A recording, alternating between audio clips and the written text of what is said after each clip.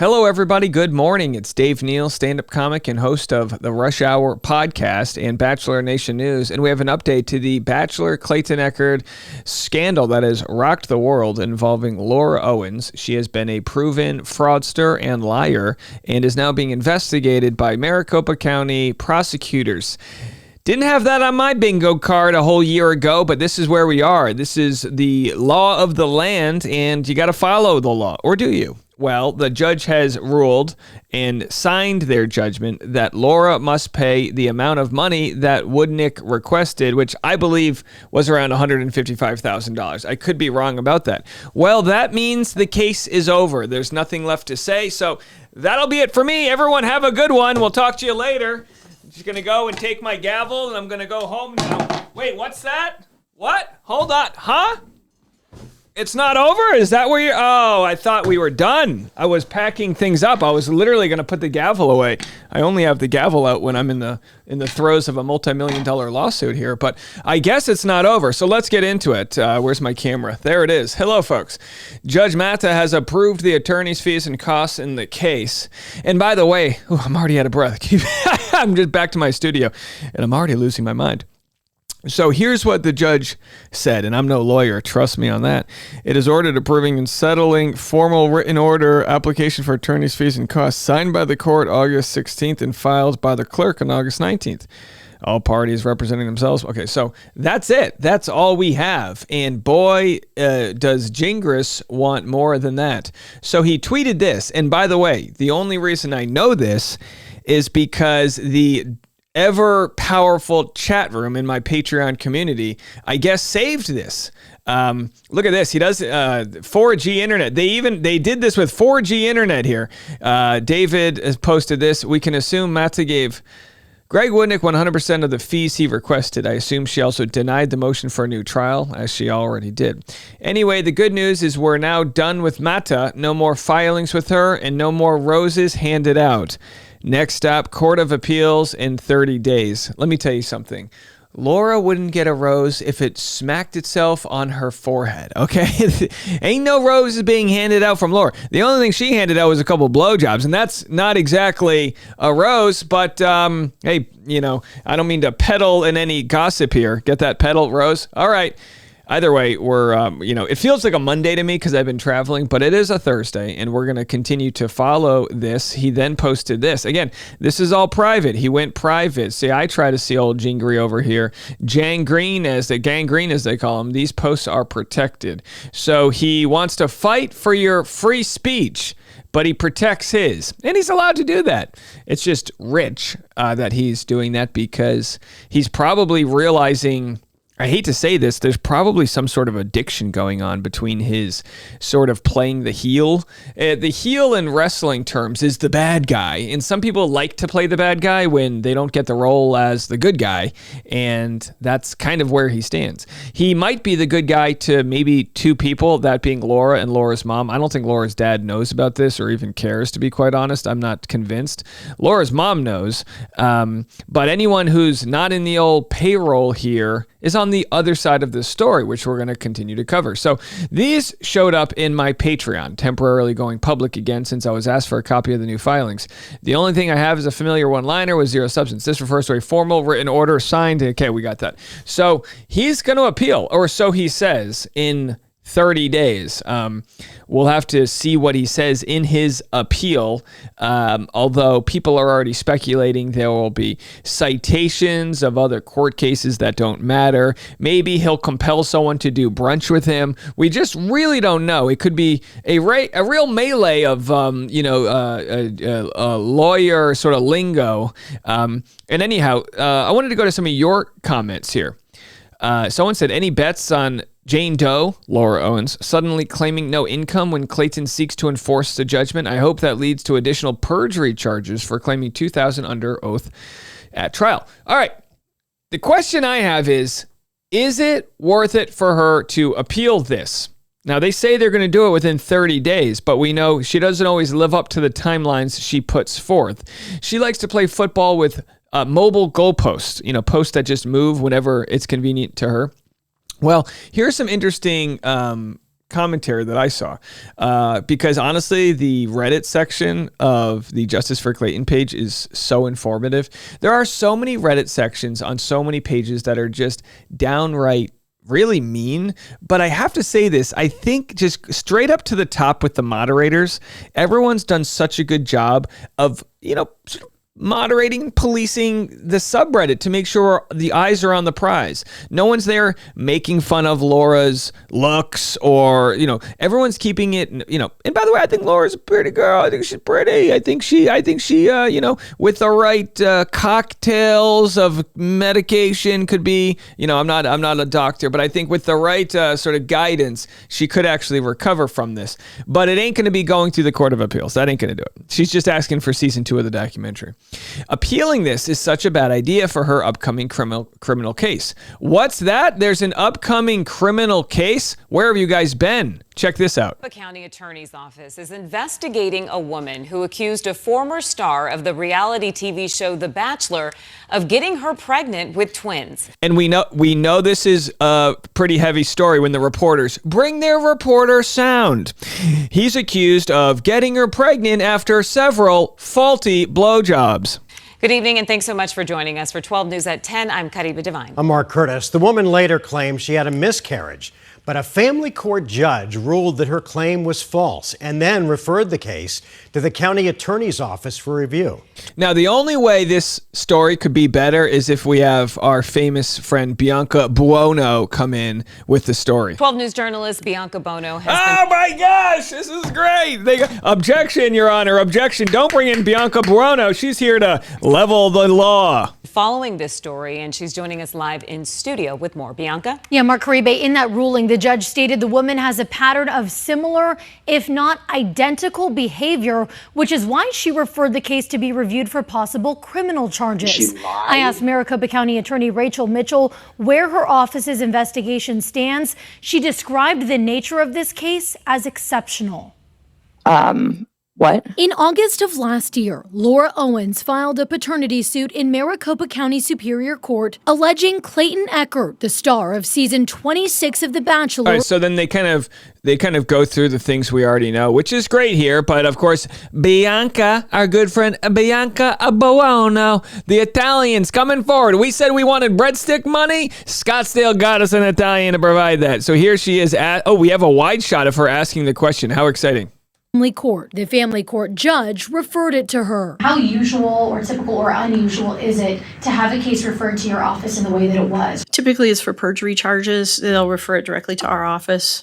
So that part's not uncommon. Obviously the nature of the case is exceptional. In an interview with 12 News this summer, Echard said he and Owens got together romantically, but never had sexual intercourse. I don't know about you. I'd like to see Bianca and Clayton get together. Oh, Dave, get your head out of the gutter. She's doing a great job. She's one of us, and we're here to highlight Bianca. Bianca, you continue covering this story. We will continue to support you. And look, hey, say what you want about reporters, but in order to make a name in this industry, you got to be able to take the stories nobody else wants and bring it to the public. I'm going to tell you this right now. Bianca Buono am I pronouncing that right? Buono. Do I need to say it with a mustache? As a Bianca.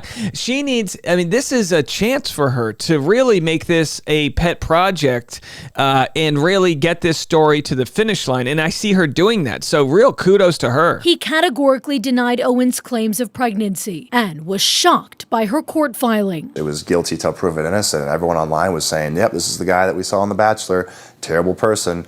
Makes sense, this tracks. As the court process played out, Owens claimed she miscarried, filing a motion to dismiss her paternity suit. But in order to clear his name, Echard wanted to continue. Ultimately, Judge Julie Mata issued a 19-page ruling determining Owens knowingly presented a false claim. And I guess that's what Gingras refers to as they're giving out roses. I guess following the law comes with florals. Writing, she has a pattern of similar, if not identical, behavior and is referring Owens' actions to the Maricopa County Attorney's Office for review. Let me tell you this. Go to the wide shot here. After being threatened with a $140 million lawsuit, after seeing Clayton threatened with a 2.7, 3.7, what's the difference? $1 million lawsuit. After having her attorney tell me publicly he was going to make me homeless, sharing the people he's made homeless in the past, which I honestly reject. I don't think he actually had anything to do with that. He, like, if he walks by a homeless guy, he goes, see, people that look at me are homeless. And by the way, I've got no shame towards the unhoused community. I'm here to help people if they've fallen on down times. The irony would be if Laura has to become homeless, and I wouldn't even wish that upon her. I wouldn't wish it upon her. I wish help upon her.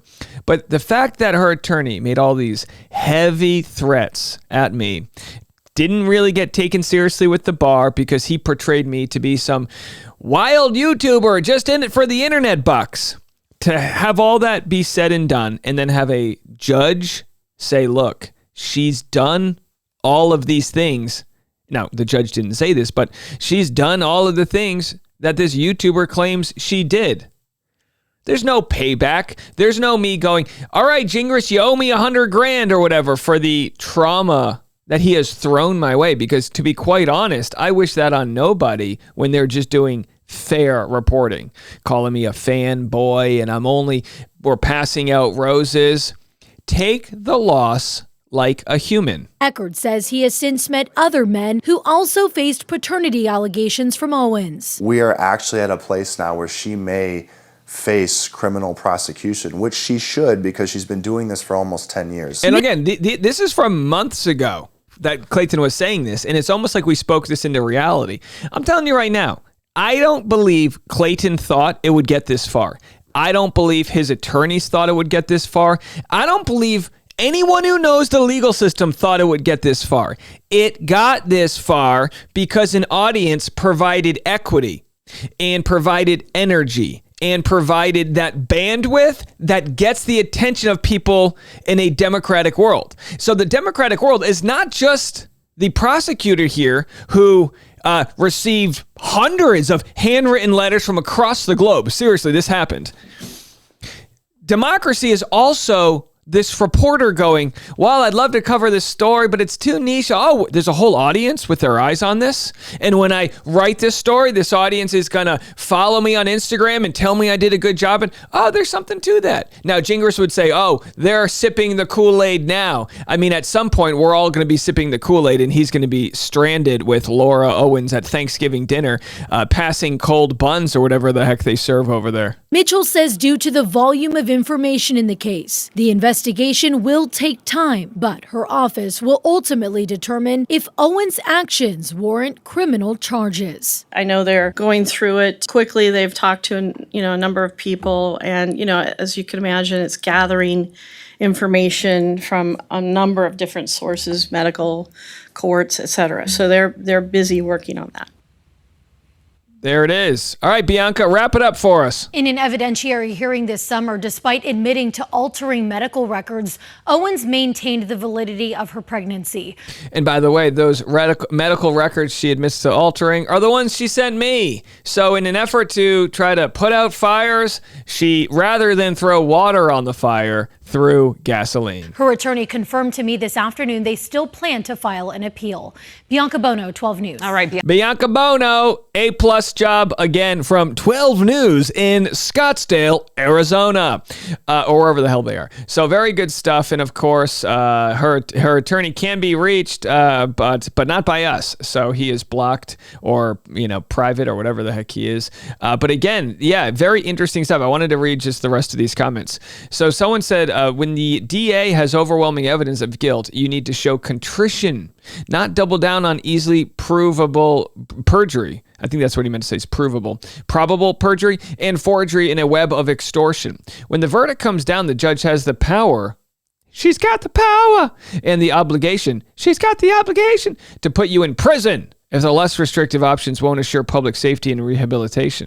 Pushing forward with the false narrative by appealing this continues to directly harm Clayton, Mike Maricini, and Gregory Gillespie, not Greg Rippo. Internet lawyer is walking her straight into the custody of Arizona Department of Corrections. Look, these comments are just, they know what they're talking about, it seems. You always say, who are these internet people? I feel like these are all lawyers. I feel like these are people that know what the heck they're talking about. Completely agree. The only real mitigating factors are that she is not a violent offender and has no previous criminal history. Well, while she has no previous criminal history on file, they can look back at all of these cases, and I believe that would lead to judgment of, all right, this isn't just someone who got stuck in a bad way. This is years of her doing this. There are significant aggravating factors given the history of her conduct, not the least of which is continued abuse of the court system and not taking accountability. Even if she ultimately pleads guilty, not much weight will be given to her accepting responsibility if the judge sees the numerous opportunities she had to avoid this before criminal charges were even laid. I get that internet lawyer is likely just acting on her instructions to fight this as much as possible, but the best advice to give her now is to just stop, and if she doesn't take that advice, get off the file like all the others. Yeah, Lexi Lindvall gave her the advice to just own up to it and move on, and she instead said no thanks and fired her, or she quit, whatever. I'm sure internet lawyer is trying to sell her a bill of goods. I'm sure he can come up with some kind of loophole. Not going to work, but he needs the paycheck. By the way, I don't believe he's getting paid. I've talked to people and they say he probably started with a $5,000 retainer, and that's probably it. There is no way. He's not making minimum wage for this. He could literally be working at McDonald's, which, by the way, if you're a burger flipper at McDonald's, good job. Congrats on the hard work. We always appreciate people that work hard, and I love people that cook food. I love the restaurant industry, and I always tip you above the percent we're supposed to, even though I wish we didn't live in a tipping culture. I'm part of the problem. Internet lawyer is probably telling her he'll win at appeals. Wake up, JD. He's lost all the way, getting his ass kicked by Woodnick. Oh my gosh. Getting his ass kicked by Woodnick. Oh my gosh. We should do something like, we should make a logo. I got my ass kicked by Woodnick, and all I got was this stupid t-shirt. How about that? All right. So someone said, so now the clock starts for appeal. Yes, believe so. Wondering if that means collection action can start, or if Clayton has to wait for internet lawyer to file the appeal without a bond before Greg can finally start getting paid back. Collection actions cannot start because the ruling is being appealed. It is now put completely on pause. The judge hasn't even ruled on the fees yet. So this was hours ago. I believe the judge has ruled on the fees. I would think that's the case too, but there's been talk that collection action is only stopped if the appellant posts a bond. Internet lawyers indicated he will not post a bond, so I think collection can start as soon as final judgment is issued. If she's that stupid to not post a bond, then that's on her. What a maroon. Internet lawyer is really leading her down the garden path. And by the way, you know Laura's reading all of this and probably wondering, like, am I on the wrong side? We've all been there. Like, I've been there before where I've had a take that maybe was misguided, or I was maybe had a blind spot or a bias, and then I'll go, oh man, like, I kind of feel like my take was garbage, or I didn't prosecute my point properly. Like when you look at the comment section, no, by all means, some people are like, we just hate you, you suck, and you can't help those people. But there are a lot of very educated comments for months that have said, oh my gosh, Laura, this guy, whether it's by paycheck, and maybe he's working for free, like I said, but he's still taking advantage of her because he wants to be in that documentary. You know what would be fun is if for the documentary, and I'm not like anyone making creative decisions here, but wouldn't it be fun if they just replaced him with like an animated, I don't know, like a Looney Tunes character, just so he doesn't get the attention he so craves? Now, look, by all means, that's not going to happen. It's like, show your face. Show the face of the person who lies to camera, because that's what it is. He's not an idiot. Unless he's like really been licking those lead painted toys and he's just kind of gone mad, but he knows the truth here. But he likes to say, I go by the letter of the law. He goes by the letter of the law in the instance of exploiting that law. He's the Bill Belichick. Now, I love Bill Belichick, but Bill Belichick, former coach, would exploit the rules so that they would have to change the rules. He would find loopholes. And that's what lawyers do. They try to get their client off. The only person that got off here twice was Clayton, and what did that lead to? A report by Bianca Bono. So that's where we stand. I'll have more updates. If you want all the breaking news, they're still giving it to you in the Patreon chat. I really appreciate, I've been traveling, and to have everybody just kind of keep me educated has been so amazing. So thank you guys all so much for that.